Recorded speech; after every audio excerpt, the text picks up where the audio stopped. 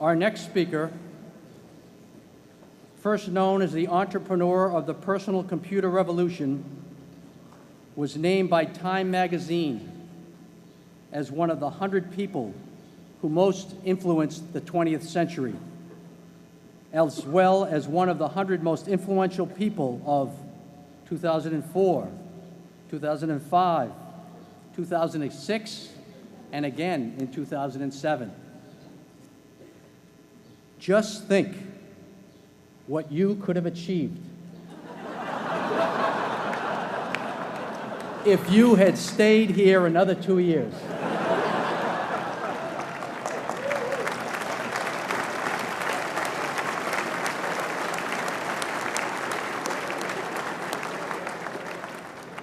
He enrolled at Harvard in the fall of 1973, keenly interested in computer science, but without a definite study plan. In between intense poker games at Radcliffe, he met his future business partner, Steve Ballmer, and he developed a version of the programming language BASIC for the first microcomputer, and co-authored and published a paper on algorithms with computer scientist Christos Papadimitriou. Our speaker is a person of many talents.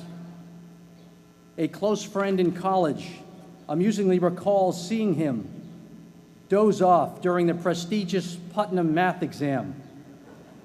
Despite this napping, he scored remarkably well.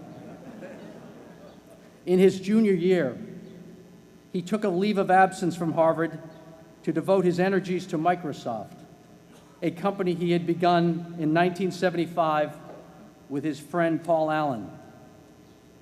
Since 2000, he has begun to concentrate on a number of philanthropic endeavors, making extraordinary donations to various charitable organizations and scientific research programs around the world through the Bill and Melinda Gates Foundation. After a 33-year leave of absence from his alma mater, I am pleased to present to you Dr. William Gates.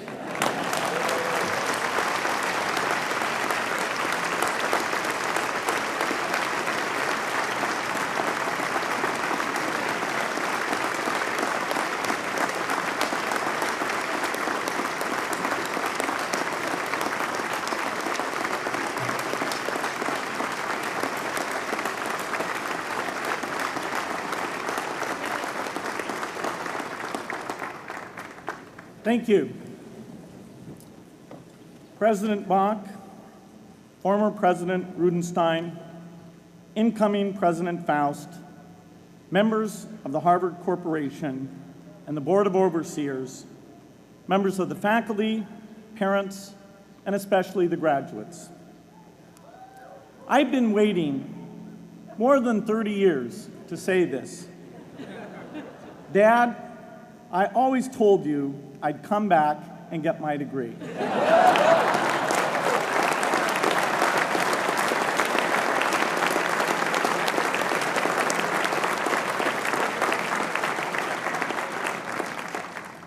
I want to thank Harvard for this honor. I'll be changing my job next year, and it will be nice to finally have a college degree on my resume. I applaud the graduates for taking a much more direct route to your degrees. For my part, I'm just happy that the Crimson called me Harvard's most successful dropout. I guess that makes me valedictorian of my own special class. I did the best of everyone who failed. But I also want to be recognized as the guy who got Steve Ballmer to drop out of business school.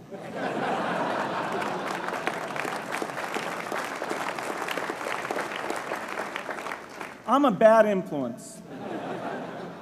That's why I was invited to speak at your graduation. If I'd spoken at your orientation, fewer of you might be here today.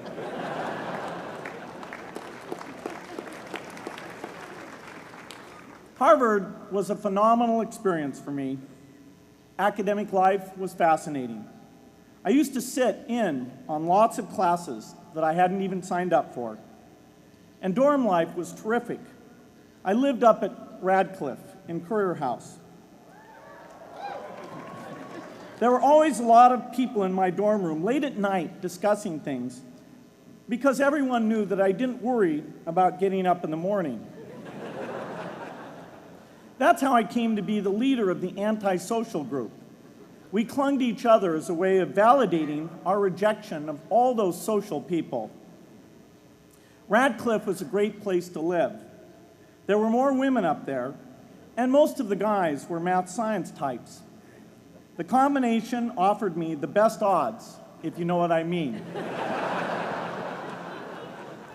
That's where I learned the sad lesson that improving your odds doesn't guarantee success. One of my biggest memories of Harvard came in January 1975 when I made a call from Currier House to a company in Albuquerque, New Mexico that had begun making the world's first personal computer. I offered to sell them software. I worried they would realize I was just a student in a dorm and hang up on me. Instead, they said, "We're not quite ready. Come see us in a month," which was a good thing because we hadn't written the software yet. From that moment, I worked day and night on the extra credit project that marked the end of my college education and the beginning of a remarkable journey with Microsoft.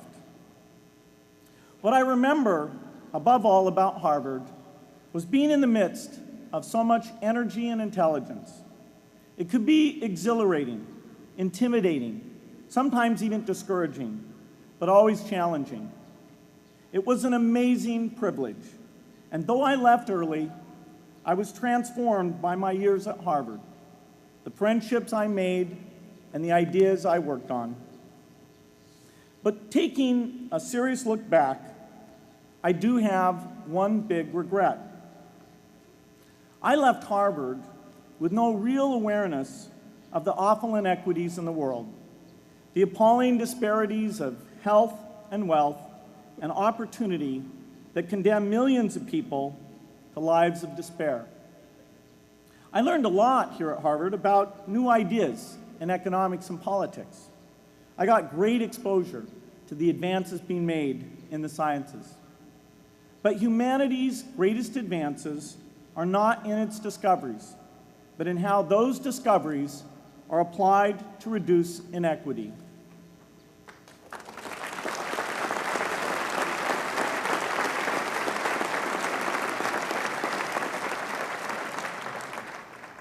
Whether through democracy, strong public education, quality health care, or broad economic opportunity, reducing inequity is the highest human achievement.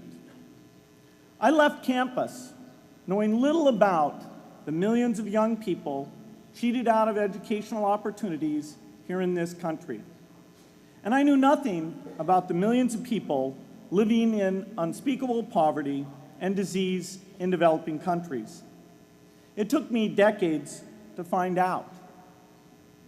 You graduates came to Harvard at a different time. You know more about the world's inequities than the classes that came before. In your years here, I hope you've had a chance to think about how, in this age of accelerating technology, we can finally take on these inequities and we can solve them. Imagine, just for the sake of discussion, that you had a few hours a week and a few dollars a month to donate to a cause. And you wanted to spend that time and money where it would have the greatest impact in saving and improving lives. Where would you spend it? For Melinda and I, the challenge is the same. How can we do the most good for the greatest number with the resources we have? During our discussions on this question, Melinda and I read an article about the millions of children who are dying every year in poor countries from diseases that we had long ago made harmless in this country. measles, malaria, pneumonia, hepatitis B, yellow fever. One disease that I had never heard of, rotavirus, was killing 500,000 children each year, none of them in the United States. We were shocked. We had assumed that if millions of children were dying and they could be saved, the world would make it a priority to discover and deliver the medicines to save them. But it did not. For under $1, there were interventions that could save lives that just weren't being delivered. If you believe that every life has equal value, it's revolting to learn that some lives are seen as worth saving and others are not. We said to ourselves, this can't be true, but if it is true, it deserves to be the priority of our giving. So we began our work in the same way anyone here would begin it. We asked, how could the world let these children die? The answer is simple and harsh. The market did not reward saving the lives of these children, and governments did not subsidize it. So the children died because their mothers and fathers had no power in the market and no voice in the system. But you and I have both. We can make market forces work better for the poor if we can develop a more creative capitalism. If we can stretch the reach of market forces so that more people can make a profit, or at least earn a living, serving people who are suffering from the great inequities. We can also press governments around the world to spend taxpayer money in ways that better reflect the values of the people who pay the taxes. If we can find approaches that meet the needs of the poor in ways that generate profits for business and votes for politicians, we will have found a sustainable way to reduce inequity in the world. Now, this task is open-ended. It can never be finished. But a conscious effort to answer this challenge can change the world. I'm optimistic that we can do this. But I talk to skeptics who claim there is no hope. They say, inequity has been with us since the beginning and will be with us until the end, because people just don't care. I completely disagree. I believe we have more caring than we know what to do with. All of us here in this yard, at one time or another, have seen human tragedies that broke our heart, and yet we did nothing, not because we didn't care, but because we didn't know what to do. If we had known how to help, we would have acted. The barrier to change is not too little caring. It is too much complexity. To turn caring into action, we need to see a problem, see a solution, and see the impact. But complexity blocks all three steps. Even with the advent of the internet and 24-hour news, it is still a complex enterprise to get people to truly see the problems. When an airplane crashes, officials immediately call a press conference. They promise to investigate, determine the cause, and prevent similar crashes in the future. But if the officials were brutally honest, they would say, of all the people in the world who died today from preventable causes, 0.5% were on this plane. We're determined to do everything possible to solve the problem that took the lives of the 0.5%. The problem is not just the plane crash, but the millions of preventable deaths. We don't read much about these deaths. The media covers what's new, and millions of people dying is nothing new. So it stays in the background where it's easy to ignore.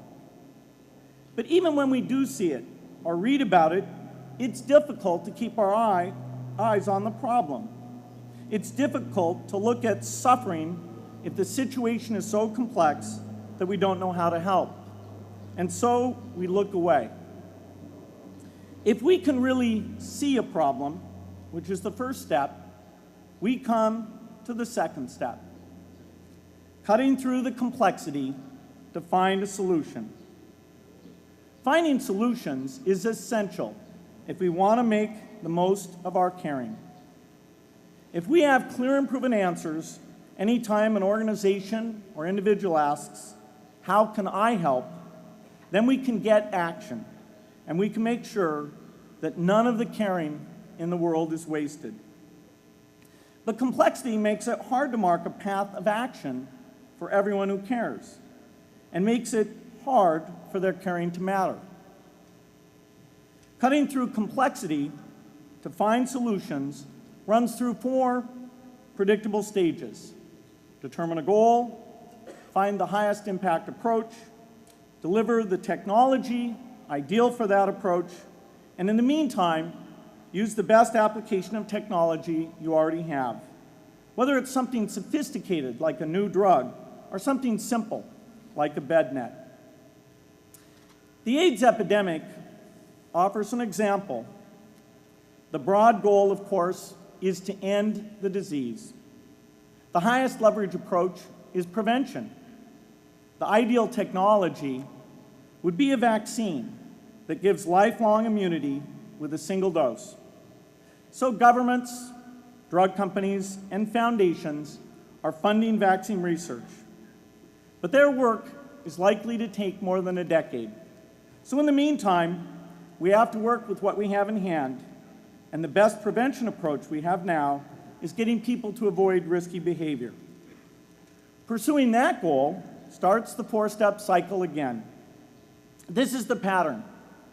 The crucial thing is to never stop thinking and working, and never do what we did with malaria and tuberculosis in the 20th century, which is to surrender to complexity and quit. The final step, after seeing the problem and finding an approach, is to measure the impact of the work and to share that, success or failure, so that others can learn from the efforts. You have to have the statistics, of course. You have to be able to show, for example, that a program is vaccinating millions more children. You have to be able to show, for example, a decline in the number of children dying from the diseases. This is essential not just to improve the program, but also to help draw more investment from business and government. But if you want to inspire people to participate, you have to show more than numbers. You have to convey the human impact of the work so people can feel what saving a life means to the families affected. I remember going to the World Economic Forum some years back and sitting on a global health panel that was discussing ways to save millions of lives. Millions! Think of the thrill if you could save just one person's life, then multiply that by millions. Yet, this was the most boring panel I've ever been on. Ever. So boring, even I couldn't stand it. What made that experience especially striking was that I had just come from an event where we were introducing version 13 of some piece of software, and we had people jumping and shouting with excitement. I love getting people excited about software, but why can't we generate even more excitement for saving lives? You can't get people excited unless you can help them see and feel the impact.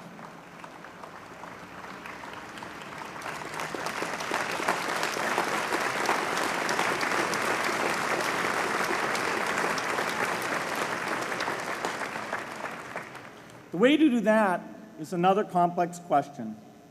Still, I'm optimistic. Yes, inequity has been with us forever, but the new tools we have to cut through complexity have not been with us forever. They are new. They can help us make the most of our caring, and that's why the future can be different from the past. The defining and ongoing innovations of this age, biotechnology, the personal computer, and the internet, give us a chance we've never had before to end extreme poverty and end death from preventable disease. 60 years ago, George Marshall came to this commencement, and he announced a plan to assist the nations of post-war Europe.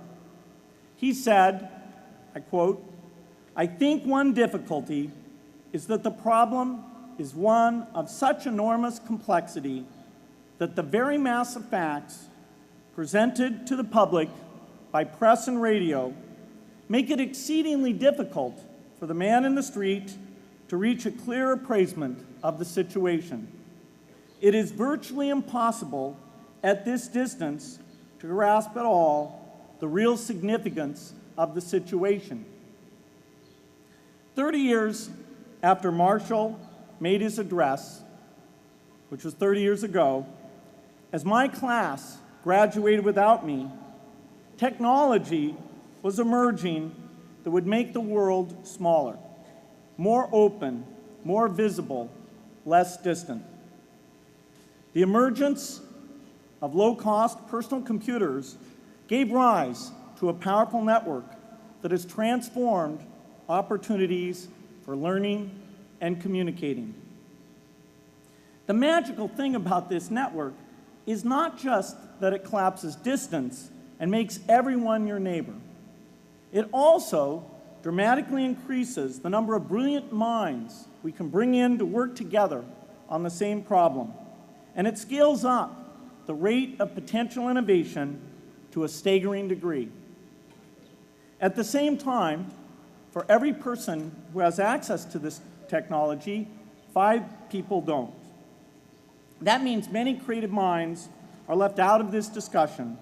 Smart people with practical intelligence and relevant experience who don't have the technology to hone their talents or contribute their ideas to the world.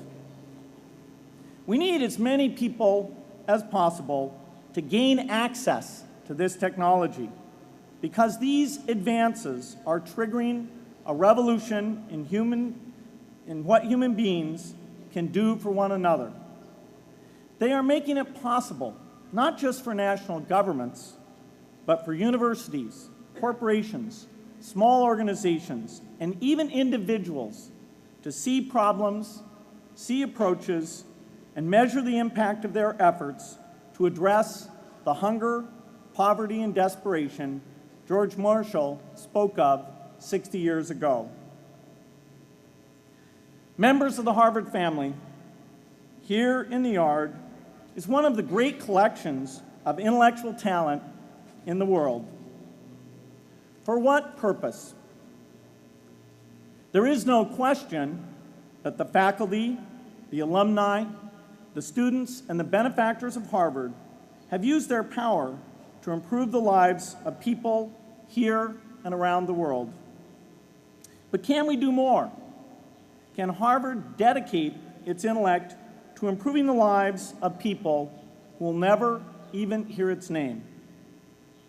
Let me make a request of the deans and the professors, the intellectual leaders here at Harvard.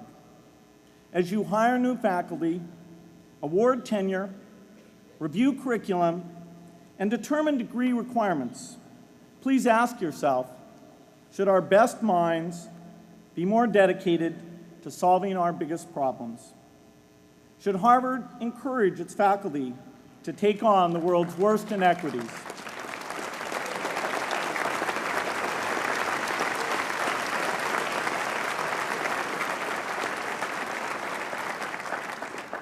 Should Harvard students know about the depth of global poverty, the prevalence of world hunger, the scarcity of clean water, the girls kept out of school, the children who die from diseases we can cure?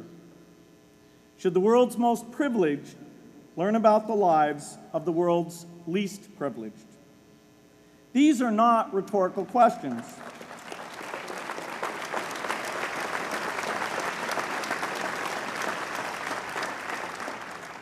You will answer with your policies. My mother, who was filled with pride the day I was admitted here, never stopped pressing me to do more for others.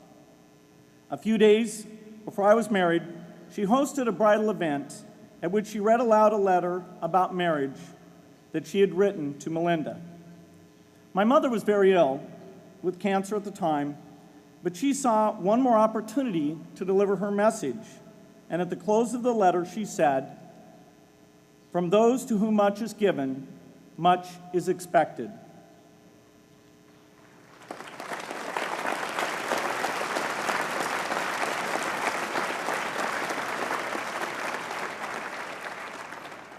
When you consider what those of us here in this yard have been given in talent, privilege, and opportunity, there is almost no limit to what the world has a right to expect from us. In line with the promise of this age, I want to exhort each of the graduates here to take on an issue, a complex problem, a deep inequity, and become a specialist on it. If you make it the focus of your career, that would be phenomenal. But you don't have to do that to make an impact. For a few hours every week, you can use the growing power of the internet to get informed, find others with the same interests, see the barriers, and find ways to cut through them. Don't let complexity stop you. Be activists. Take on big inequities. I feel sure it will be one of the great experiences of your lives. You graduates are coming of age in an amazing time. As you leave Harvard, you have technology that members of my class never had. You have awareness of global inequity, which we did not have. And with that awareness, you likely also have an informed conscience that will torment you if you abandon these people whose lives you could change with modest effort. You have more than we had. You must start sooner and carry on longer. And I hope you will come back here to Harvard 30 years from now and reflect on what you have done with your talent and your energy. I hope you will judge yourselves not on your professional accomplishments alone, but also on how well you have addressed the world's deepest inequities, on how well you treated people a world away who have nothing in common with you but their humanity. Good luck.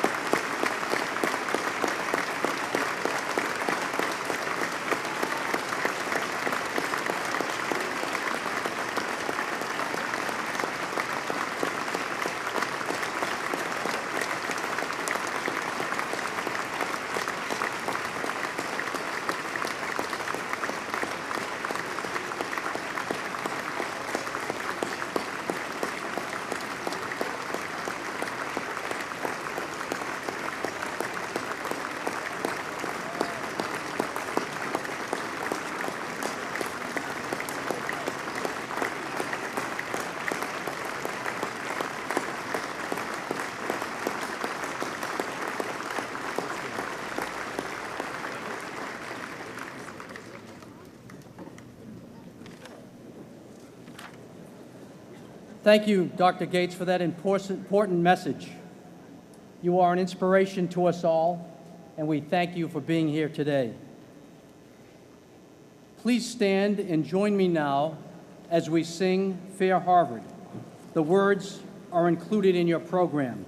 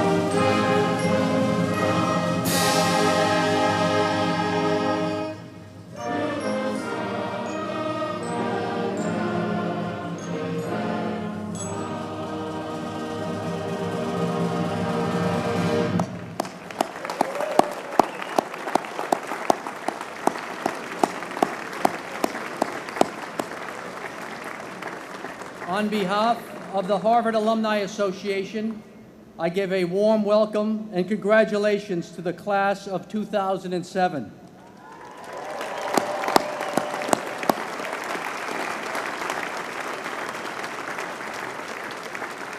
I hope you will return often to Cambridge and will remain engaged with our university through the many activities offered by the HAA and the Harvard clubs around the world.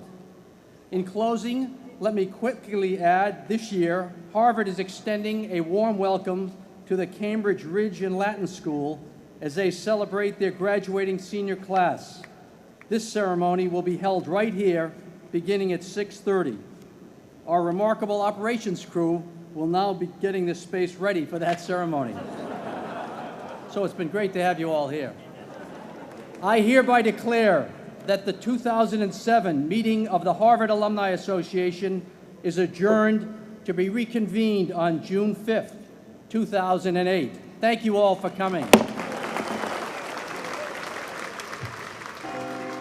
And Nancy, we have just heard some very exciting talks, one by Derek Bach, one by Bill Gates, and another afternoon exercise has come to the end. Tell me your impressions. Well, Bill Gates' speech was in keeping with President Clinton's charge to the senior class yesterday to go out, use the intellect, the intelligence, the education that you have had here at Harvard to make the world a better place. Bill Gates talked about his own journey from chairman of Microsoft to thinking about how to give back to the world, and his journey with his wife to discover that diseases are in fact eradicable in our lifetimes. And he and his wife are on a mission to work to eliminate the diseases of malaria, measles, rotavirus, which, as he said, kills millions of people, tuberculosis. He talked about the complexity of these sorts of problems and urged the graduates not to allow complexity to deter them. He likened his mission to the mission of the Marshall Plan, which George Marshall announced here at Harvard commencement in 1947. And he urged the graduates to make the world a better place, even if it was only in their spare time.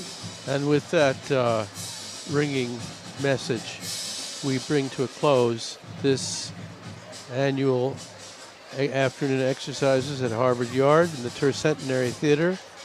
Glad to have had you here and hope you've enjoyed it as much as all of the people in this wonderful theater did. Thank you, and until next year, farewell.